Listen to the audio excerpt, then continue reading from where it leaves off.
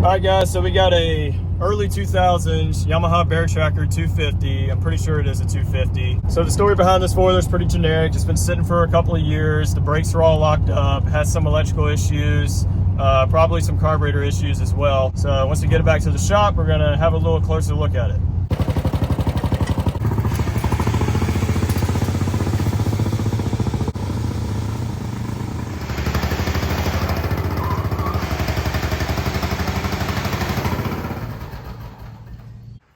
So there, we finally got this thing in the garage. Front brakes are definitely locked up. All right, engine feels perfect. Shifter feels like the clutch is a little on the loose side. The tires look pretty decent. Obviously it's covered in mud. Nothing really looks crazy broken or out of whack or bent or anything. Same on the front, nothing's broken. Everything seems like it's in pretty good condition. The oil itself looks good, but I'm pretty sure it's gonna have to be changed. The floor brake feels pretty loose. And a trunk full of tools. The seat overall is in pretty good condition. The battery, I was told, is completely dead. Air filter looks a little dirty, but we should be able to clean it and that should be fine. Actually, guys, this is a very good sign. There is absolutely no fuel in this fuel tank whatsoever. It is bone dry. The carburetor actually looks pretty good, and I think it is actually the OEM carburetor. Yep, it says Japan right there. So even though there wasn't fuel in the fuel tank, there might still be fuel in the bowl of the carburetor. All right, I'm pretty sure the carburetor is clean. I'm just gonna put gas in it and see what happens. I also just noticed another problem. This intake boot is cracked and the carburetor seems like it's just barely holding on there. But I'm still gonna put fuel in it and try to pull start it and see if the engine will actually start up. And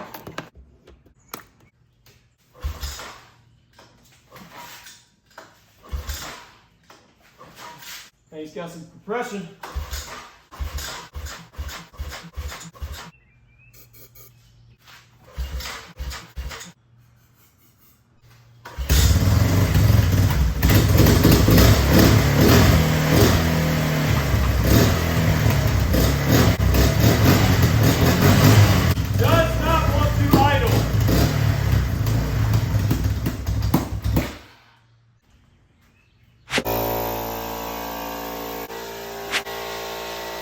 I want to take this thing for a drive, and I think it'll run and drive, but before I do, I need to figure out why these brakes are sticking.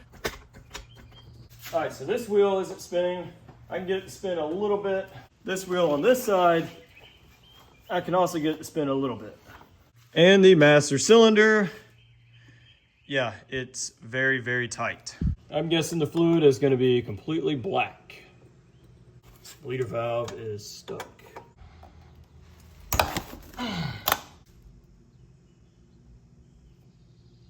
Oh yeah, that is really bad. I mean, look at all that crap in there.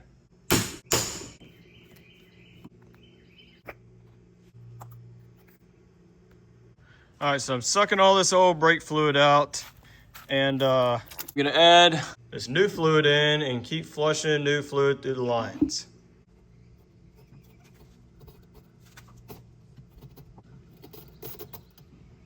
I mean, it's just chunky. I mean, look at this crap, guys. Well, it's smooth now, but it's that kinkiness in it. All right, it's starting to clear up now. What is the other side gonna be like?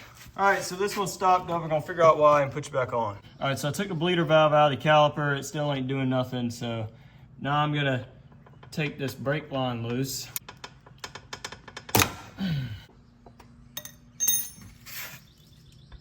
All right, so the caliper's gotta come off.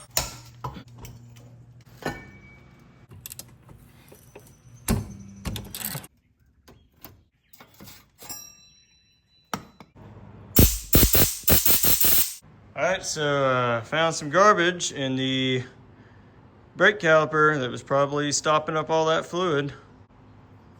All right, so the caliper's all good now, and it still wasn't doing anything. I took the brake line off and it still was clogged up.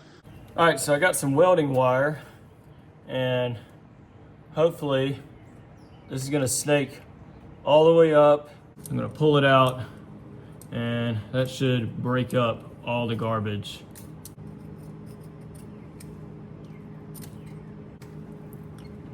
There we go.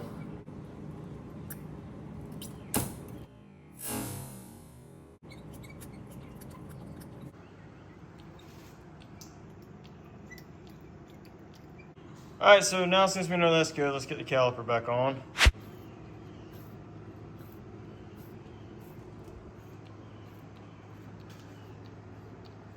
All right, so I got both brakes fully done. Everything seems to be fine. Everything feels good. I topped the master cylinder off. So let's go on ahead and cap it off. Is it gonna work? Is it gonna work? Yep. All right, so I'm gonna put some air in these tires now.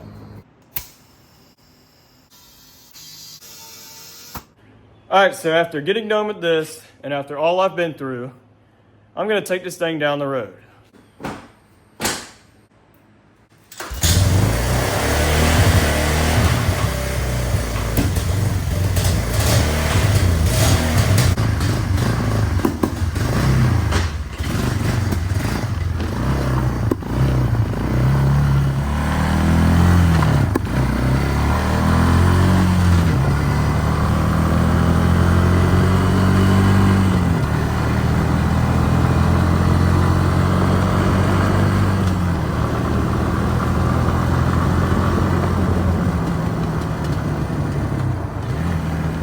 So yeah, I gotta obviously get a new intake boot because this thing does not want to idle.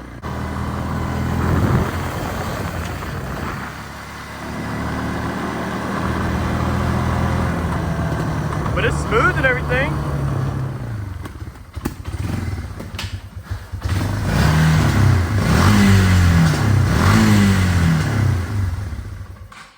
Yeah, you can definitely tell that's a vacuum leak.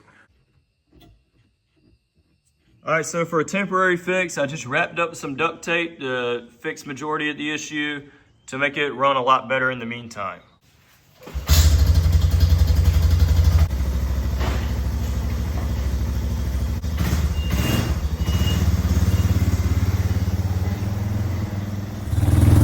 It's definitely running much better. Let's pull it up on the driveway and wash off all this mud.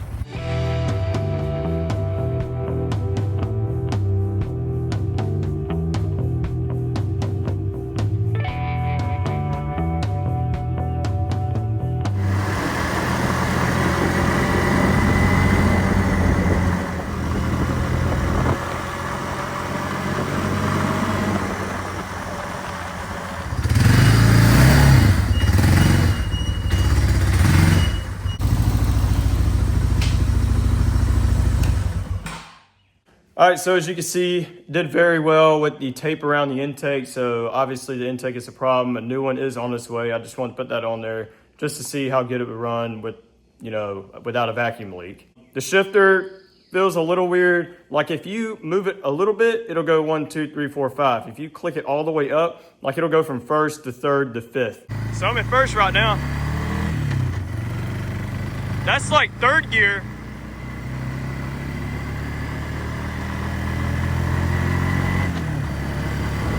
That's fifth gear. It's like it skips gears. It's kind of weird. I'm gonna play about with it a little bit, probably adjust the clutch accordingly because it's probably never been adjusted before.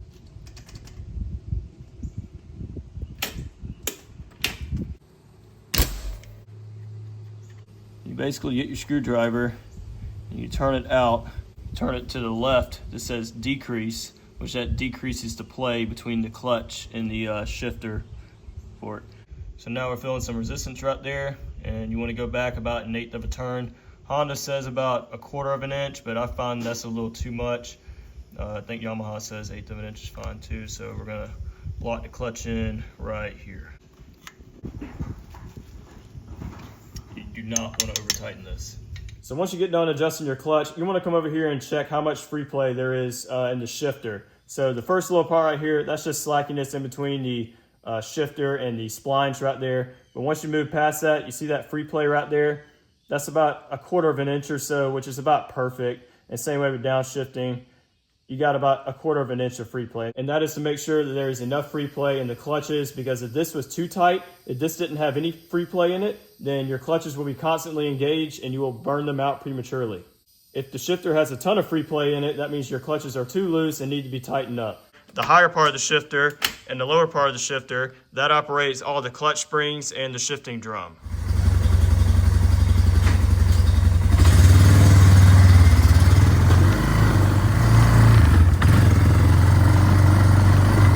All right, it's still kind of wanting to skip gears a little bit, but it is shifted better. All right, that's third. Fourth. Fifth.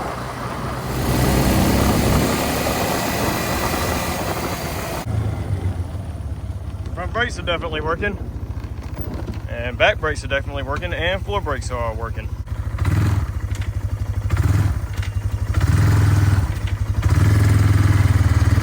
Holy crap, guys, this huge tree just fell down in the back trails, right where the creek mud puddle is.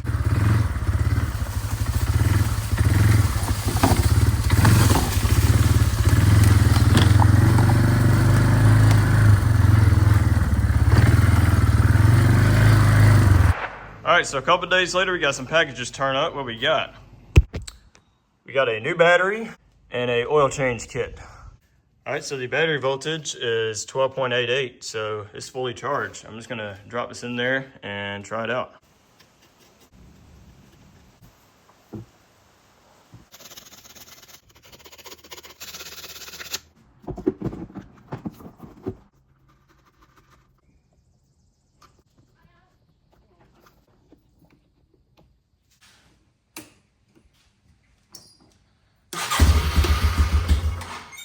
All right. Just for a bit of curiosity, I'm gonna check the differential fluid, the condition, and to see if it's filled properly or filled with water. Looks like the fluid's good. So conveniently, this limb decided to fall right here. It's the perfect time to run the foiler and get the engine warm so we can change the oil.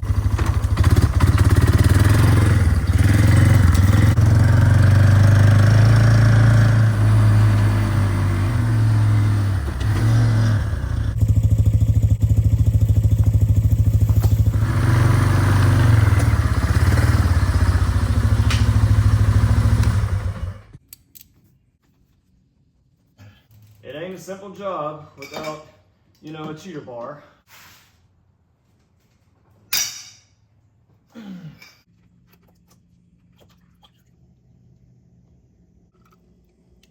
Now we got to remove the filter.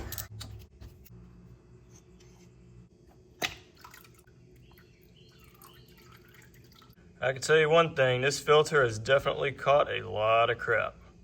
And also just wiping up the inside right there.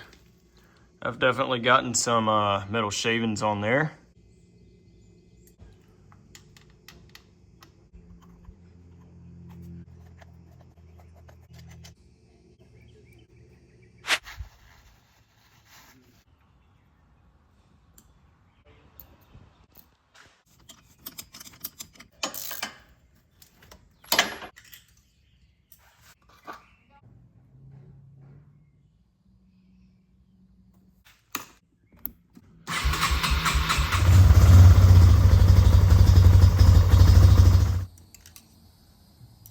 A tiny bit overfull, but that should be fine. Just for fun, let's just check the spark plug. Could use a little cleaning.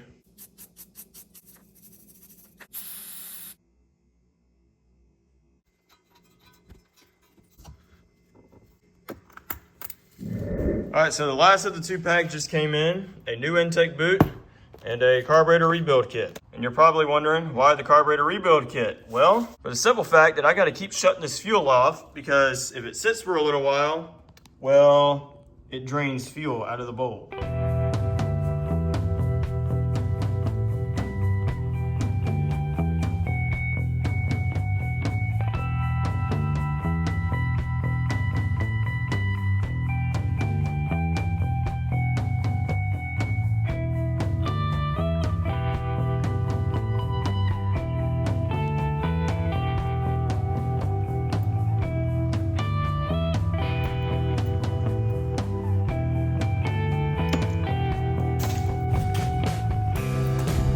All right, so I got the carburetor apart. It's pretty clean. Nothing really looks too crazy, pretty generic.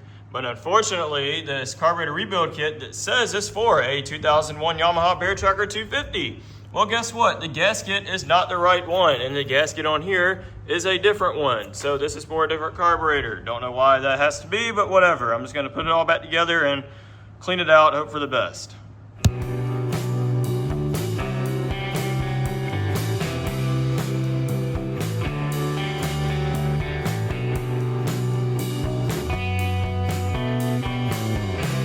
There we go, all rebuilt and ready to go. And before I took this apart, the diaphragm would only go up to there. Now it goes all the way up and down.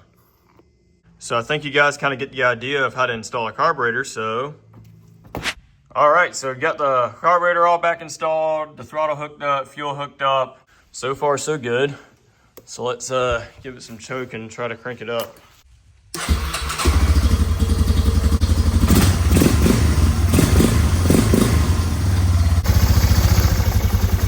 Wrenching up this idle jet just a little bit.